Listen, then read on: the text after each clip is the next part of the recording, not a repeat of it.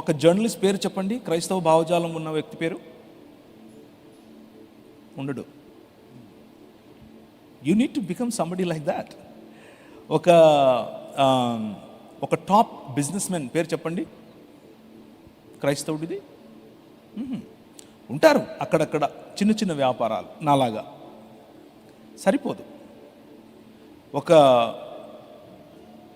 ముస్లిం గురించి, ఒక ముస్లింకు రాయి తగిలితే ఎవరు నిలబడుకొని మాట్లాడతారు పార్లమెంట్లో? ఒక పేరు చెప్పండి. అక్బరుద్దీన్ ఓవైసీ. కరెక్ట్ చెప్పారు. అసదుద్దీన్ ఓవైసీ. క్రైస్తవుడి పేరు చెప్పండి. ఉండడు. It's a shame on a community like this.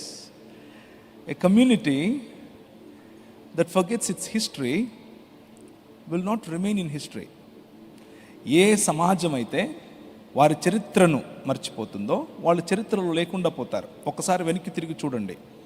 Ambedkar గారిని నిలబెట్టింది ఈ సమాజం, రైట్? భారతదేశానికి ఐఏఎస్ అనే వ్యవస్థను పరిచయం చేసింది ఈ సమాజం, రైట్? భారతదేశానికి ఐపీఎస్ అనే వ్యవస్థ పరిచయం చేసింది ఈ సమాజం, రైట్? భారతదేశానికి వైద్యం పరిచయం చేసింది ఈ సమాజం, అవునా కాదా? భారతదేశానికి విద్య పరిచయం చేసింది ఈ సమాజం, అవునా కాదా? స్త్రీలకు బట్టలు వేసుకోవాలి అని చెప్పింది ఈ సమాజం, అవునా కాదా? మీ ఇష్టం వచ్చిన రంగం తీసుకోండి, అన్ని రంగాల్లోనూ ఈ రాజ్యమును స్థాపించి విస్తరింపచేసే పని సమాజం చేసింది, క్రైస్తవ సమాజం. ఈరోజు భక్తి భజన చేస్తున్నారు, చిరునవ్వుతోనే చెప్తున్నారు. భక్తి భజన, ఆ భజనకు భక్తికి దేవుడు పడతాడు అని అనుకుంటే మీ కర్మ. దట్స్ నాట్, అది కావాలి, అది కావాలి. భక్తి మంచిదే, బాధ్యత లేని భక్తి చెడు. భజన మంచిదే, ఆరాధన క్రియలలో రాని ఆరాధన చెడు. మతం మంచిదే, క్రీస్తు రాజుగా లేని మతం చెడు.